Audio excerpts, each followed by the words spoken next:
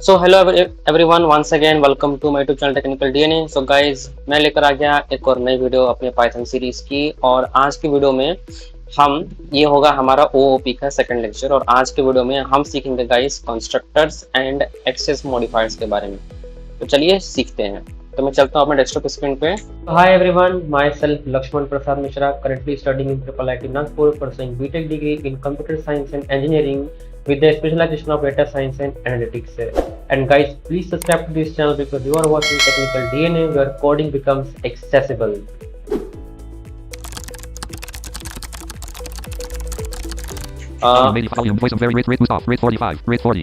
ठीक है, मैंने स्पीच में डिक्रीज कर ली। अब मैं चलता हूँ यहाँ डी फोल्डर के अंदर और यहाँ पे मैं बनाता हूँ OOPS space 2 OOPS 223 of 20 items view list second lecture है। ठीक है, 7 suggest FD C1 suggestion C colon backslash Windows back command prompt मैंने ओपन कर लिया। notepad space ROPRAM 1 यहाँ बनाता हूँ अपना प्रोग्राम 1। ठीक है, program 1 EY C colon notepad dialog notepad no yes button ठीक है, no but yes button program 1.py unmodified tab और ये selected मैंने यहाँ पे restore available program 1 C colon back system menu C colon maximise भी कर देता हूँ। ठीक है, blank तो चलिए फिर शुरू करते हैं अपने कोडिंग की ओर। तो देखिए, सबसे पहले बात करते हैं कि कंस्ट्रक्टर किसे कहते हैं। ठीक है, देखिए लास्ट वीडियो में हमने क्या सीखा था। लास्ट वीडियो में हमने सीखा था कि हम कैसे जो है वो अपने क्लासेस के अंदर मेथड्स क्रिएट कर सकते हैं एंड उनको कॉल कर सकते हैं। ठीक है, तो आज हम सीखेंगे कि क्लासेस के अंदर पहला तो हम प्रॉपर्टीज कैसे डिफाइन कर सकते हैं, कोई प्रॉपर्टी हम कैसे बना सकते हैं। ठीक है, और उसके बाद हम कंस्ट्रक्टर के बारे में सीखेंगे। ठीक है, अब देखिए, अगर मैं यहाँ पे लिखता हूँ फॉर एग्जांपल क्लास है, class space कल की तरह बना रहा हूँ मैं, क्लास है my math. MY MATH my math left right parent colon ठीक है, ऐसे करके और फिर यहाँ पे मैं record line indentation speech tab blank indentation create करके, और अब मैं यहाँ पे अगर फॉर एग्जांपल लिखता हूँ लेट से, अगर मुझे फॉर एग्जांपल कोई प्रॉपर्टी असाइन करनी है, ठीक है, तो मैं प्रॉपर्टी असाइन कर सकता हूँ। कैसे कर सकता हूँ, देखिए, अगर मुझे कोई भी प्रॉपर्टी अटैच करनी होती है क्लास के अंदर, मतलब क्रिएट करनी होती है, तो मैं डायरेक्टली कोई प्रॉपर्टी मतलब कोई वेरिएबल नहीं क्रिएट कर सकता हूँ। मुझे हमेशा उस प्रॉपर्टी या उस वेरिएबल को अटैच करना पड़ेगा क्लास के थ्रू।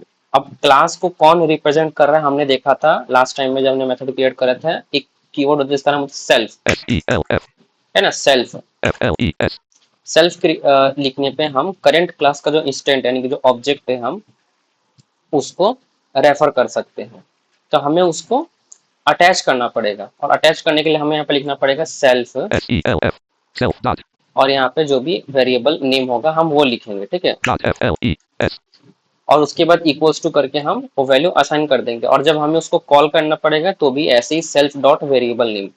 बट क्लास के अंदर डायरेक्टली हम कोई वेरिएबल नहीं क्रिएट कर सकते हैं प्रॉपर्टी। ठीक है, हमें सेल्फ का रेफरेंस चाहिए, तो या तो हम किसी फंक्शन के अंदर ये काम करेंगे, या हम कुछ जैसे फॉर एग्जांपल मैं यहाँ पे एक फंक्शन बनाता हूँ, जैसे एक फंक्शन बनाता हूँ सेट वैल्यूज करके, SET set values VALUE set value left parent S S left parent SELF self. self right colon ठीक है, set values left parent tab S sorry यहाँ पे DEF def space एफ नहीं no लिखा। indent blank tab def set values left parent self right parent colon ठीक है, blank अब इस एक और टैप कर देता हूँ ना, ये मेथड के लिए भी है। def set values left parent self right parent colon 2 tab blank blank अब इसके अंदर मैं यहाँ पे लिखता हूँ कि self dot SELF self dot num1, NUM 1 space मतलब पहला नंबर equals space equals to, INT int star left parent left star EN I sorry INT int left parent right parent INTUT int input left input, right parent और यहाँ पे quote ENTR enter space TEST first NUMER number colon blank in similar way मैं यहाँ पे लिखता हूँ self dot SELF self dot NUM2 num2 space equals space INT int right parent I NPUT input left parent quote अब मैं यहाँ पे लिखता हूँ ENTER enter space enter SEOFD second NUMER number colon number. blank ठीक है, तो इस तरीके से मैंने ये कर दिया। अब मैं काम करता हूँ, मैं एक और बनाता हूँ और उसका नाम लिखता हूँ def DEF def space let's say my M M या माई नहीं, मैं यहाँ पे लिखता हूँ S multiply, U L T I P L Y multiply, multiply left parent S E L F self right parent colon ठीक है। और यहाँ पे लिखता हूँ let's say print P R I N E print left parent N N self dot S E L F self dot N U M 1 num 1 star N U M 2 num2, ठीक है। print left parent self dot num 1 star num 2 right parent blank अब इतना करने के बाद जब मैं इसको सेव no then करूंगा, blank तो आइए चलिए बनाते हैं इसका सबसे पहला ऑब्जेक्ट। तो मैं बनाता हूँ फॉर एग्जाम्पल M1 करके एक वेरिएबल बनाता हूँ M1, M1 space मतलब मैथ वन या जो मान लीजिए M1 equals equals space to my math, M Y M A T H my math left parent right parent ठीक है। M1 equals my math left parent right parent blank फिर उसके बाद M dot M dot set values, S E T V A L U E S set values left right parent ठीक है। और उसके बाद M M dot dot M U L T I P L Y multiply left right parent M dot set values left parent right parent M dot multiply left parent right parent पूरा code दिखाया था आप लोगों को, देखिए। class my math left parent right parent colon tab def set values left parent self right parent colon 2 tab self dot num 1 equals int left parent input left parent quote enter the first number colon quote right parent self dot num 2 equals int left parent input left parent quote enter second number colon quote right parent tab def multiply left parent self right parent colon 2 tab print left parent self dot num 1 star num 2 right parent no indent blank M1 equals my math left parent right parent M dot set values left parent right parent M dot multiply left parent right parent अब save करता हूँ। CC colon अब जब मैं इसको run करूंगा T Y A O N hyphen R O G R A M one program T Y और enter करूंगा, देखिए क्या आएगा। trace back left parent most recent call last right error parent आएगा। colon file quote T colon that one unknown that name error colon name M is not defined did you mean colon M1 no program o 1 M dot multiply left parent M dot set val M dot 1 M dot multi M dot 1 sorry, मैंने M लिख दिया CC था, colon ठीक है। backslash C colon backslash Windows backslash anyways, program 00007 suggest D colon backslash C program 1 dot OOPS2 that C colon back C colon ठीक है। P enter कर रहा हूँ, enter the first number colon मैं लिखता हूँ 2 2 enter second number colon 3, 3 enter कर रहा हूँ। trace back left parent most recent call one unknown that name error colon name num2 is not defined did you mean colon self dot num2 okay, OOPS2 dash file program 1 dot program मैंने यहाँ पे गलती करी। M1 equals blank 2 tab print tab def multi 2 tab print parent right 2 M U N star N S E L F self dot ठीक है, मैंने क्या बोला था, सेल्फ डॉट करके ही कर सकते हैं। मैंने जो बोला था मैंने C खुद ही गलती कर दी। S D colon back E enter कर रहा हूँ, enter the first number colon 2 2 enter second number 3 3 6 D colon backslash 6 आ गया answer. D again colon backslash enter the first number colon 5 enter second number 3 15 D colon backslash 15। तो आज हमने ये सीख लिया कि कैसे हम किसी क्लास में एट्रीब्यूट्स या प्रॉपर्टी हम असाइन कर सकते हैं, ठीक है। अब बात करते हैं कंस्ट्रक्टर के ऊपर। program अब देखिए, ये जो कंस्ट्रक्टर क्या होता है कि ये जो हमने एक फंक्शन लिखा था, एक मेथड लिखा था सेट वैल्यूज करके। अब जब तक मैं सेट वैल्यूज वाले फंक्शन को जब तक मैं कॉल नहीं करूंगा, तब तक क्या कहते हैं, ये कॉल नहीं होगा, तब तक ये वैल्यूज या प्रॉपर्टीज क्रिएट ही नहीं होंगी, है ना। no अच्छा, indent blank मैं एक और काम करता M1 हूँ, equals my math left parent right M1 dot set parent return मैं एक और काम M1 करता dot हूँ blank just for values, just for verification. मैं आप लोग को ये भी दिखाता हूँ कि अब अगर मैं चाहूँ तो उन वैल्यूज को शो भी कर सकता हूँ, जैसे P R I N T print left parent M1 dot N U M1 num1 num1 right parent और P R I N T print left parent M1 N U M2 num2 right parent save करता हूँ। CC D देखिए colon backslash out enter the first number colon 3 3 enter second number colon 5 5, 15 3 5 D colon back तो ऐसा करके मेरे पास यहाँ पे result आ जाता है। मतलब अब मैं डॉट करके किसी को वो क्या कहते हैं, वो भी कर सकता हूँ, ठीक है। अब बात करते हैं गाइस कंस्ट्रक्टर के बारे में। लेकिन कंस्ट्रक्टर से पहले एक और चीज के बारे में बात करते हैं, उसका नाम है एक्सेस मॉडिफायर। अब जैसे कि मैं देख पा रहा हूँ कि m1 डॉट num1 और m2 डॉट num2 करके मैं किसी भी वैल्यू को गेट कर पा रहा हूँ, किसी भी प्रॉपर्टी की वैल्यू को मैं गेट कर पा रहा हूँ। पर अगर फॉर एग्जांपल मुझे ये रिस्ट्रिक्ट करना हो कि हम एट्रीब्यूट्स जो है वो हम नहीं शो करना चाहते, मतलब कोई भी जो पर्सन है हमारे क्लास का ऑब्जेक्ट क्रिएट करके और डायरेक्टली उसकी वैल्यूज और प्रॉपर्टीज नहीं मॉडिफाई कर पाए या ना एक्सेस कर पाए, अगर मैं ऐसा चाहता हूं तो उसके लिए क्या करना पड़ेगा।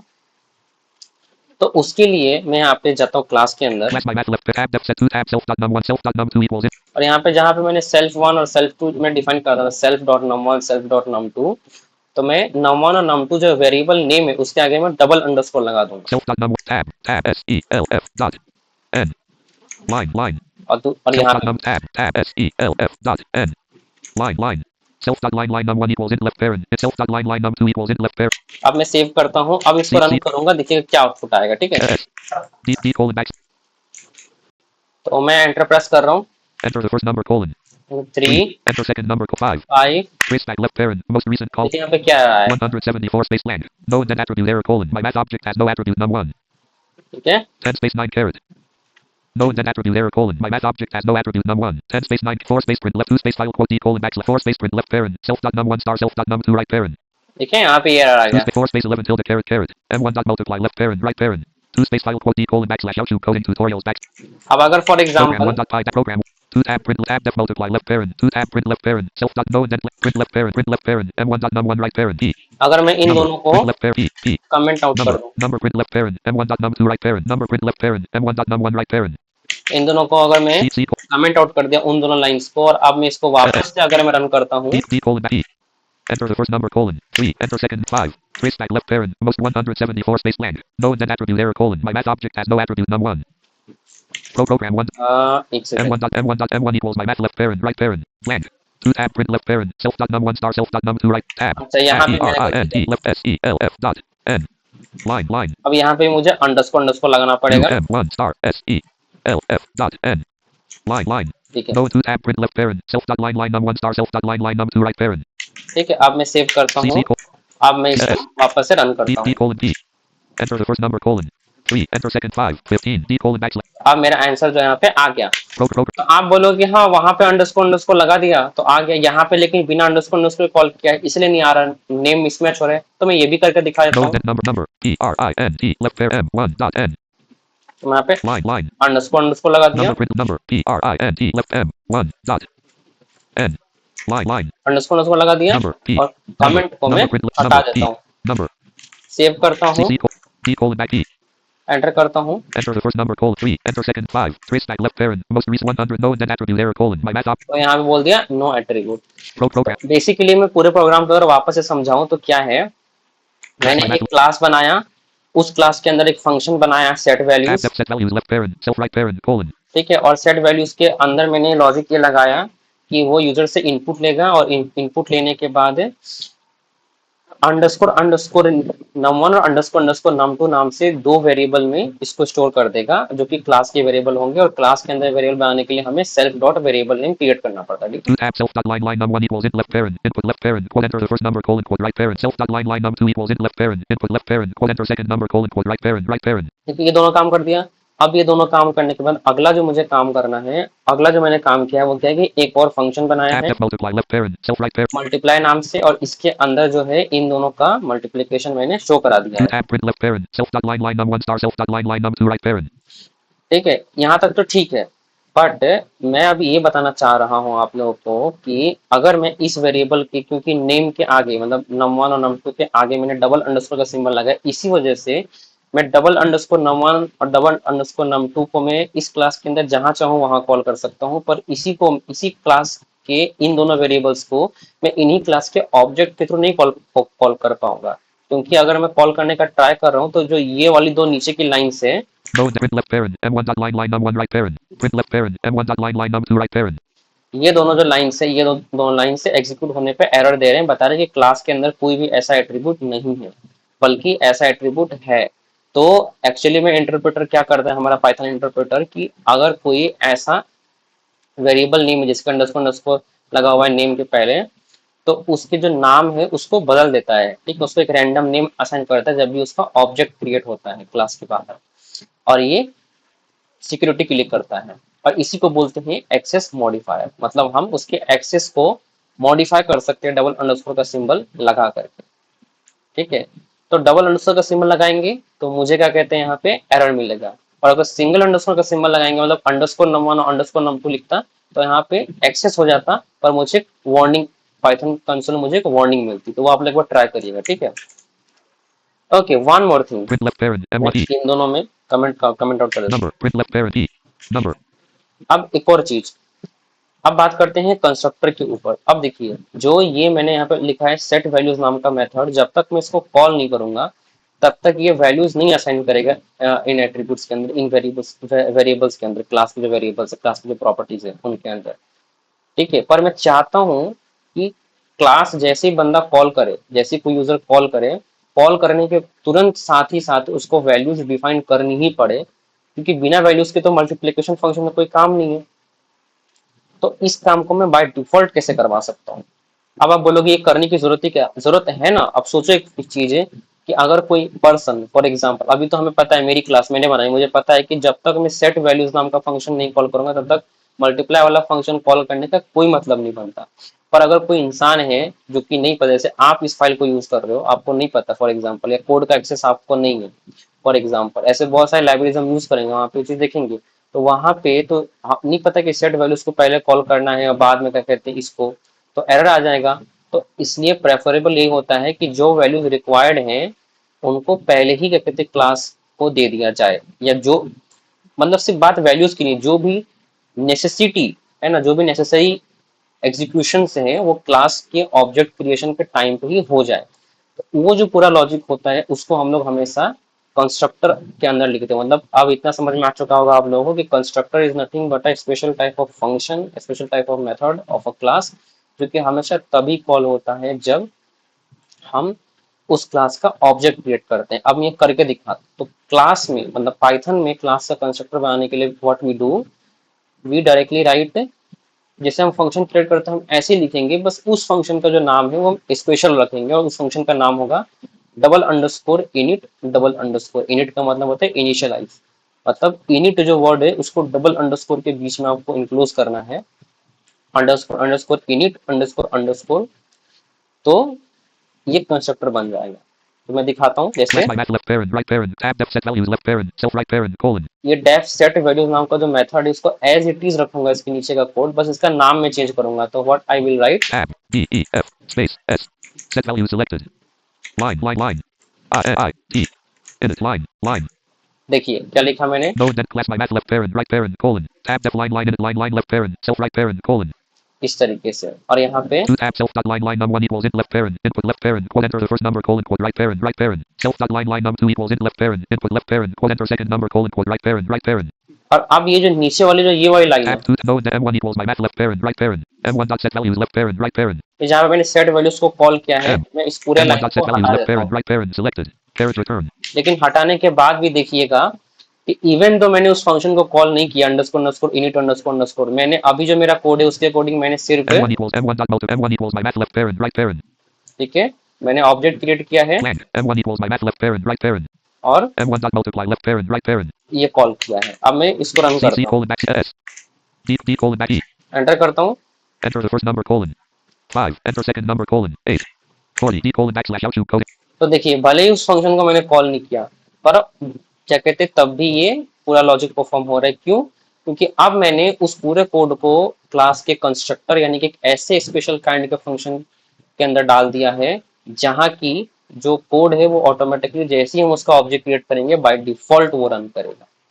ठीक है, तो हम ये कर सकते हैं। program 1 और एक और काम कर सकते हैं, जैसे हम इसमें आर्गुमेंट भी एक्सेप्ट कर सकते हैं, जैसे for example slash my math tab def line left parent self right parent colon carriage return colon right parent f right यहाँ parent पे comma कॉमा space करके num1 num1 num1 com space num2 num2, two tab def line left parent self num1 num2 right parent colon तो अब ये जो class का constructor है ये दो आर्गुमेंट भी एक्सेप्ट करेगा num1 और num2, और मैं यहाँ पे लिख सकता हूँ two tab self dot line num1 equals int left parent input left parent quote enter the first number colon quote right parent तो ये carriage जो return इक्वल्स के राइट वाला जो कोड है इंट इनपुट वाला, इसको मैं हटा देता हूँ। colon num first is enter left input left parent select left parent until left parent selected तो मैं यहाँ पे लिखता हूँ num1 num1 self dot carriage colon num second enter left input left int equal num2 selected num equals unselected और मैं यहाँ पे लिखता हूँ num2 num2। देखिए self dot line num1 equals num1 self dot line num2 equals num2 मतलब मैंने ये बोला कि क्लास में एक num1 नाम का प्रॉपर्टी बनाओ जिसकी वैल्यू वो असाइन करो जो इसके आर्गुमेंट में पास करी यूजर ने,